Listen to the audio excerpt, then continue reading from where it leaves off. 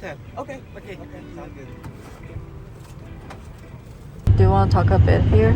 Yes, so we were just picked up by the Now Hair Time van. Looks like this. Yeah, the outside actually has the wording Now Hair Time, you know, transplant clinic, whatnot. Now we're just headed to the clinic.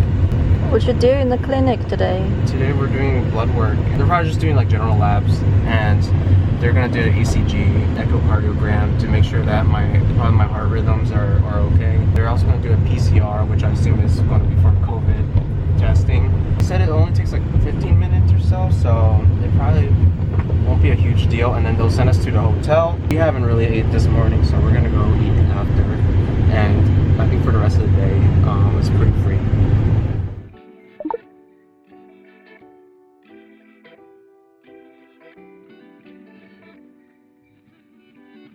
Don't be nervous.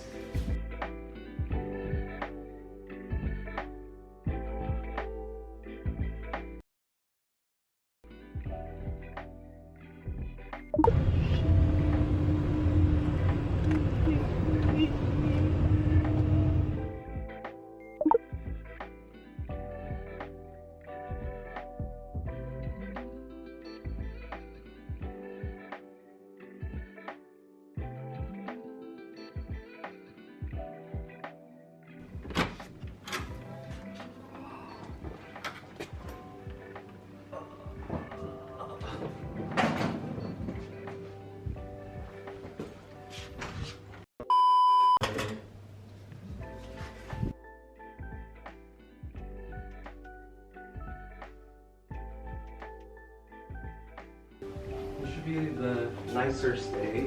Mm-hmm.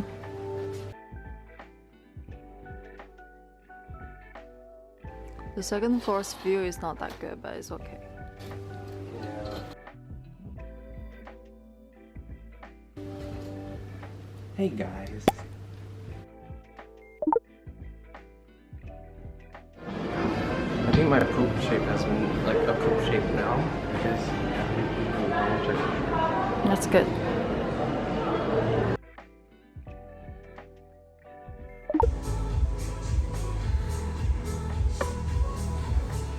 Nice job. no problem.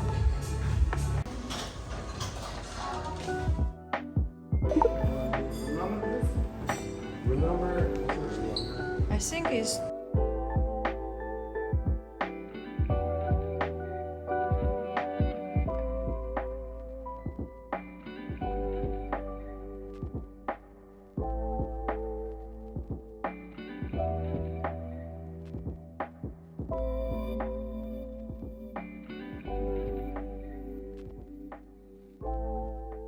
we just had the hotel's breakfast. It is like a buffet style breakfast. Usually I could go without breakfast, but the clinic recommended that we have a nutritious breakfast, or I have a nutritious breakfast, but they didn't specify what to eat or what not to eat, so I just kind of ate whatever I thought would make me feel full throughout the day. Going to the clinic for consultation, I think that's when they do the planning and the mapping of which areas to have the procedure on.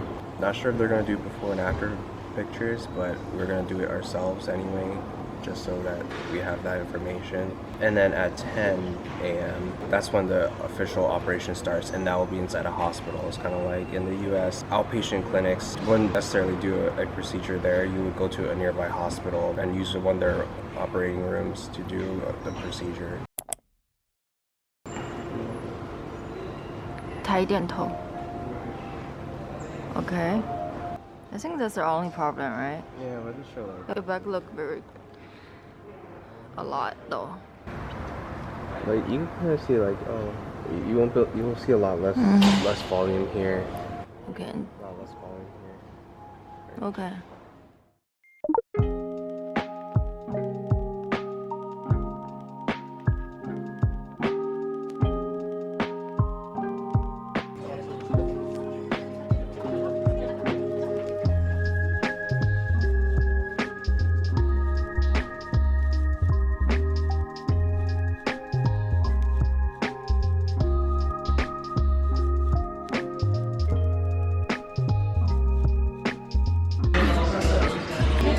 For the consultation. Yeah, and you can come too. Oh, really? Yeah. Should I sit here? Oh, thank you.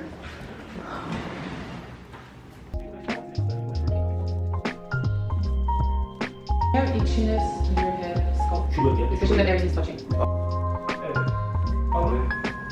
We can do a little bit more like this if you want. If you want. You can do it like this or like more.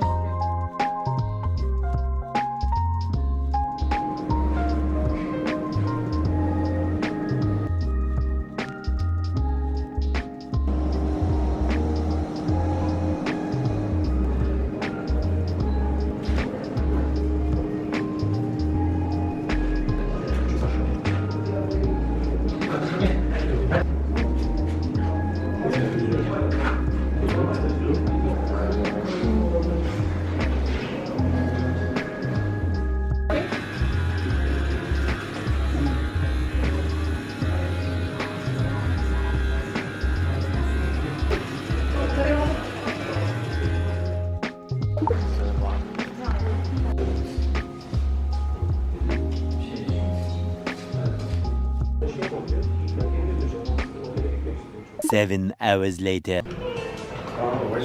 How did Johnny? How was the experience?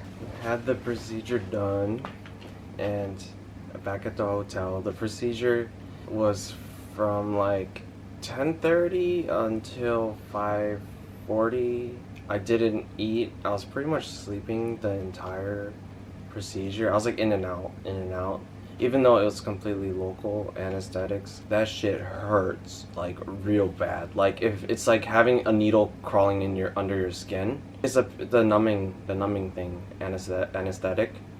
When you give it to you, it feels like the needle's crawling under your skin. Is like moving in your skin. Oh my god. And they do it several times to each part. They poke you with a needle to check if it's working, and if it's not working, they put it in.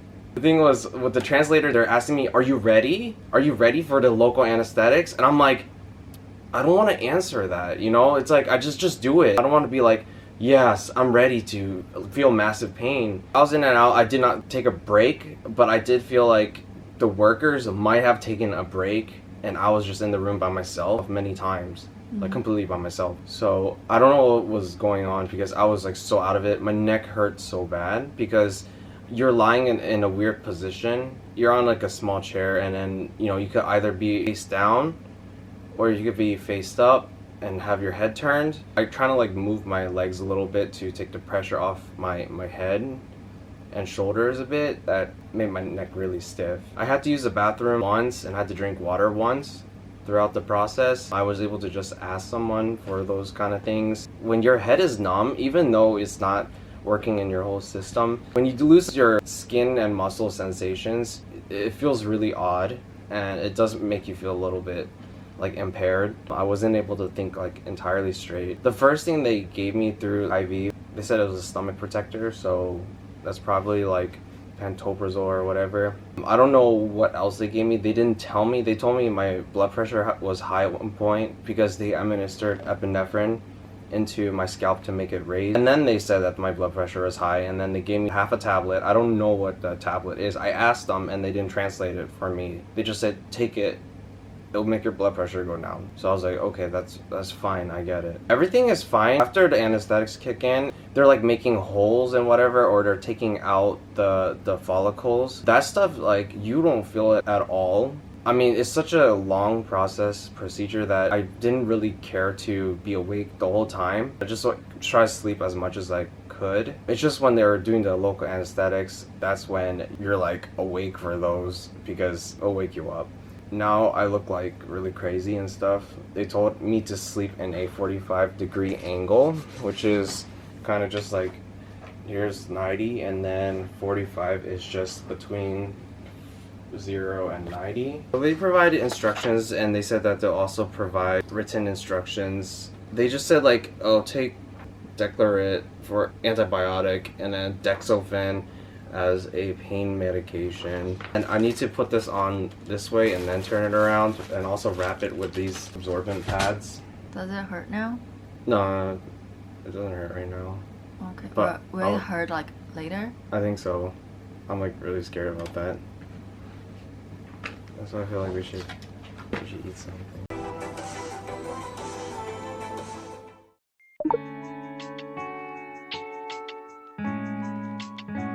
That was long. biraz uzun diyor değil mi? Ama normal. Makale çekilmiş ona. Bir de şeysin galiba. Soygun istiyor onu.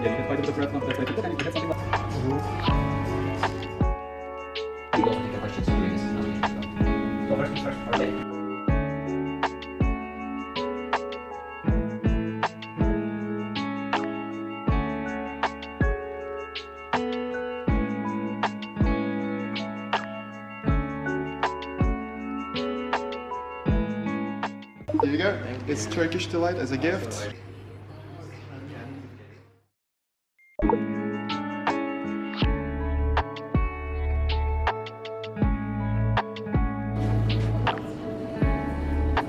she's also doing the workout too, and it's also her learning to do it as well. So you get some cream on your hands, apply gently to the transplant, so not so cold. Also, you should keep an eye on the pressure of the water as well. The pressure should be tempered.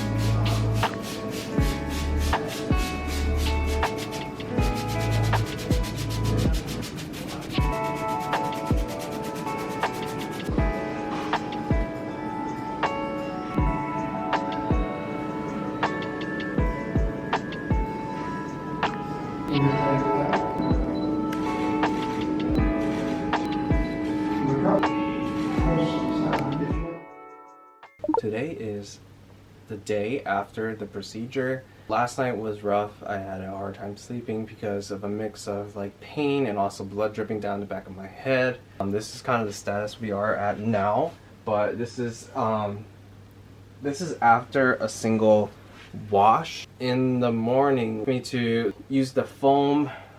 This thing right here, it's a moisturizing washing foam. They applied that for us today. They used a spray. I believe it's not water or distilled water. I think it's like an antiseptic spray. And they're kind of cleaning around the wounds today. It was kind of like in a salon setting where you lean your head back and they wash your hair pretty thoroughly. That one burned a tiny bit. It's nothing as bad as the local anesthetics, of course. Everything before and after that, it was fine. They said for the foam, which we're going to be starting to use after tomorrow on our own, we have to put it on lightly without actual full contact. Kind of put the foam on and then leave it on for like 15 minutes. With the shampoo, you could do it in the same sitting or a different part of the day, but you do 2 minutes of leaving in the shampoo. I believe these are all for just kind of cleaning out the wound without scrub. It's pretty much making up for like the physical hand movement of scrubbing. In the meantime, I'm gonna be sleeping with this neck pillow as long as I can because I'm trying to let the donor area to grow out and not continue to scar. As for the recipient areas, just no touching, no sunlight. They discourage any strenuous activity, but I think that's mostly due to sweating and also like popping like blood vessels and stuff like that. They just want to make sure that we avoid irritation. They also gave like a package of medications, but they only instructed me to take like the ibuprofen. It's a different drug in the same class, and also an antibiotic, which is kind of similar to clarithromycin. Those are kind of no big deal. They gave me all the other meds, but then they didn't instruct me to take them, so I'm not too sure what to do with it. But I'll just keep them anyway because it's hard to get your hands on those kind of medications in the US. We got an early flight, so we gotta sleep early. I'm gonna do my best to not make any contact with my head. I'm allowed to wash from chin down now, so I'm gonna wash as best as I can without like letting water contact the head. Do you recommend it? I would say if you're in a phase of life where you are able to take quite a bit of time off, I would do it. We decided to tour the entire Turkey, but I recommend people that are just more interested in doing this to just come here and then go back home to your home country and then take like at least 10 days off so that you can recover properly.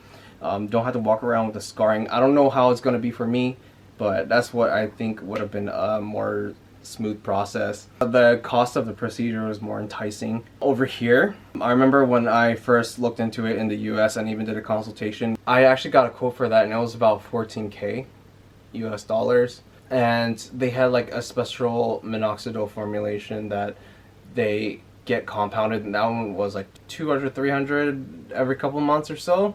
I felt like that was kind of not a financially wise choice. If you are comparing it to like this procedure, which is about 3,500 US dollars, and I got to travel to Turkey in the same flight, I felt like that made a little bit more sense. But I do feel like some concerns that I had and did actually experience were some communication barriers, and the level of professionalism when it comes to like US healthcare and other countries' healthcare is pretty noticeable. Yep.